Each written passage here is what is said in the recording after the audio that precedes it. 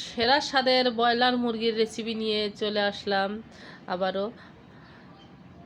খুবই মজাদার এবং লোভনীয় স্বাদের এই রেসিপিটা একবার খেলে বারবার খেতে ইচ্ছা করবে।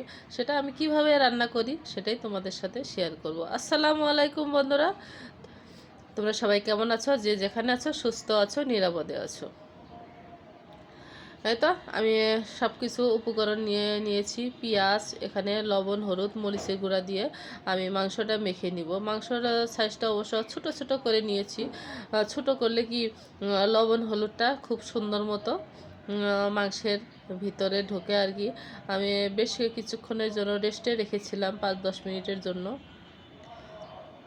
তোমরা ম্যারিনেট করে অবশ্য আধা ঘন্টার মতো রাখতে পারো। যত সময় ধরে করবা ততই এই মাংসের টেস্টটাও সুন্দর চলে আসবে। কিন্তু আমার হাতে সময় ছিল না, সেজন্য আমি মাত্র 10 মিনিটের মতো আমি রেস্টে রেখেছিলাম।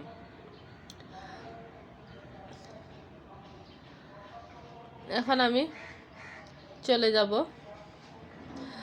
চুলায় আর কি। এদিকে অলরেডি একটা প্যান বসিয়ে দিয়েছি। আমি একটু গরম হয়ে আসলে তখন আমি তেল অ্যাড করব।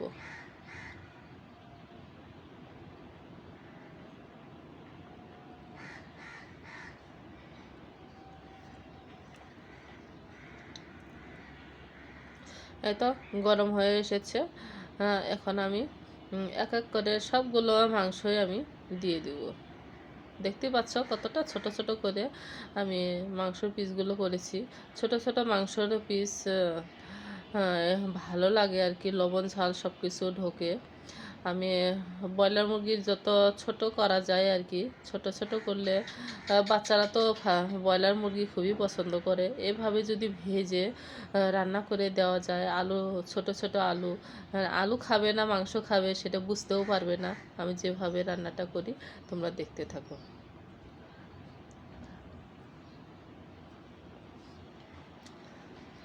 একদম একটু হালকা বাদামি করে ভেজে নিব একটু সময় করে।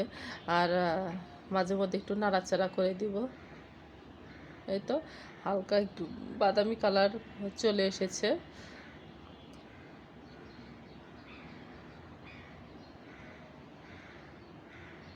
এখন আমি সবগুলো মাংস তুলে নিব।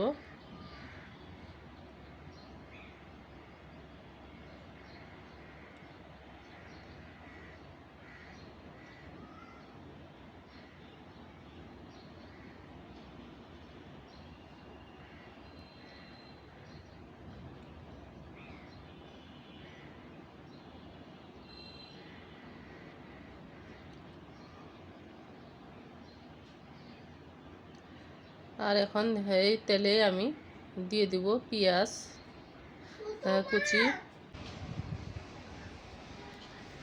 হয়তো আমি পেঁয়াজটা একটু হালকা করে ভেজে নিব, হালকা বাদামি আর কি।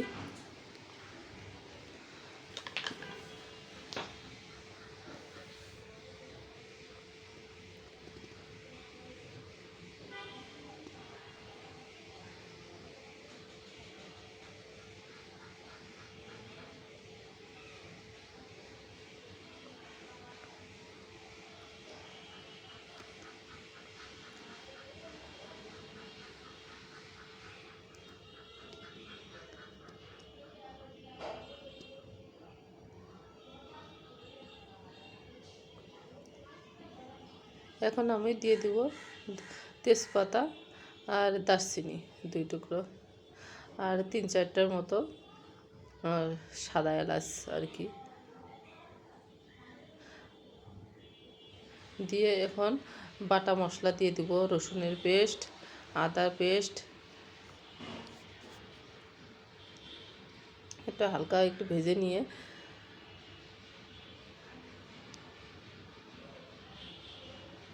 তারপরে একটু সামান্য একটু পানি দিয়ে দিলাম। দিয়ে এখন আমি সুন্দর করে একটু নেড়ে চেড়ে নিব। নেওয়ার পরে শুকনো উপকরণ দিয়ে দিব। এই যে হলুদের গুঁড়া, জিরার গুঁড়া, মরিচের গুঁড়া, ধনিয়ার গুঁড়া সব কিছু এখন আমি দিয়ে দিব।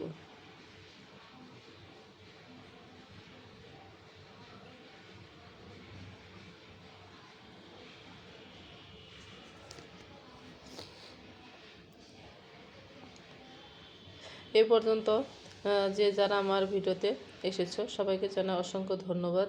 নতুন পুরাতন বন্ধুরা তোমরা সবাই সবার পাশে থেকো এবং ফলোয়ার্স করার চেষ্টা করো।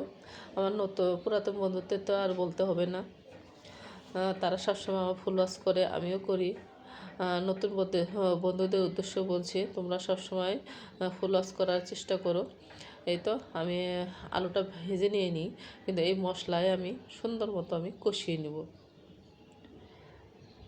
এরভাবে ছোট আলু দিয়ে ব্রয়লার মুরগির মাংস কে কে পছন্দ করো অবশ্যই কমেন্ট বক্সে বলবা। আমার দুই ছেলে তো খুবই পছন্দ। তারা মাংস খায় না, আলু খায়, তারা বুঝতেও পারবে না এভাবে যদি রান্না করা হয়। যারা ব্রয়লার মুরগি খায় না তারাও কিন্তু এভাবে যদি রান্না করা হয় তারা তো আঙ্গুল চেটে পুটে খাবে। যাই হোক, কথা এবং কাজে আমার যদি ভুল ভ্রান্তি হয়ে থাকে বন্ধুরা, তোমরা আমার ব্যবহারে যদি কষ্ট পেয়ে থাকো অবশ্যই ক্ষমার দৃষ্টিতে দেখো। এই তো আমার আলুটা যখন সেদ্ধ হয়ে এসেছে তখনই আমি ভেজে রাখা মাংসগুলো আমি দিয়ে দিলাম। দিয়ে সুন্দর মতো মিডিয়াম টু লো আছে আমি নাড়াচাড়া করে নিব।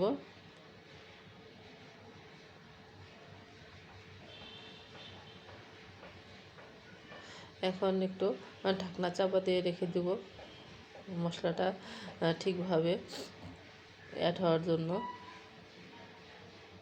এই তো আবারও চলে এসেছি, প্রায় ঝোলটা শুকিয়ে গিয়েছে। এভাবে আমি অবশ্য 1-2 বার করে একটু একটু করে পানি দিয়ে আমি কষিয়ে নিয়েছি। 1-2 বার করে পানি দিয়ে দিয়ে অল্প করে করে পানি দিয়ে কষানোর একটাই উদ্দেশ্য, যাতে মশলাগুলো আলু মাংসের ভিতরে পুরোপুরিভাবে ঢুকে যায়।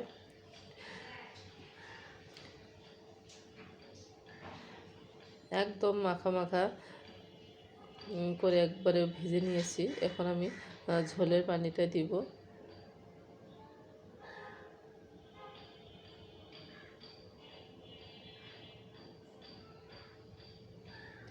আবারও নেড়ে চেড়ে ঢাকনা দিয়ে ঢেকে রেখে দেব।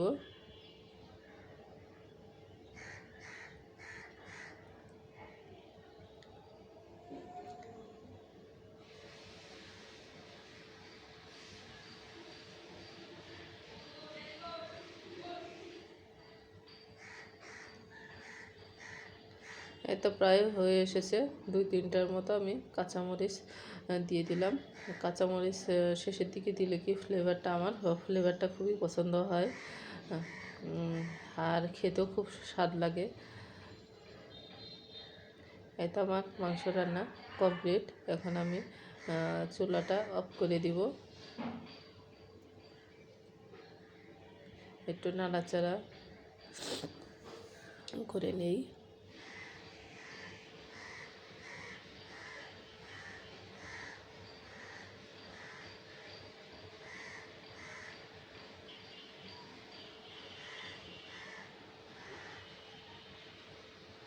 আমি চুলা অলরেডি অফ করে দিয়েছি। আজকে ক্যামেরাটা কেমন যেন হয়েছে। যাই হোক বন্ধুরা, তোমরা একটু কষ্ট করে দেখে নিও।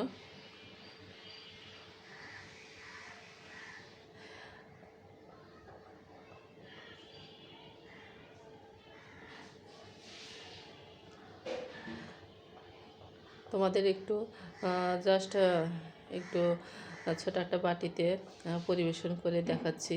দেখো কতটা সামনাসামনি খুব সুন্দর একটা কালার এসেছে, খেতেও অসম্ভব মজাদার হয়েছিল। দেখো কতটা সুন্দর হয়েছে, দেখতে যেমন হয়েছে মাশাআল্লাহ, খেতেও অসম্ভব মজাদার হয়েছিল। আজকের মতো আমি বিদায় নিচ্ছি। তোমরা ভালো থাকো, সুস্থ থাকো, নিরাপদে থাকো, এই প্রত্যাশা সবসময় করি। তোমরা আমার পরিবারের জন্য দোয়া করো, আমিও তোমাদের পরিবারের জন্য দোয়া করি। সবাই সুস্থ থাকো এই কামনা করে আজকের মতো আমি বিদায় নিচ্ছি। ভালো থাকো, আল্লাহ হাফেজ।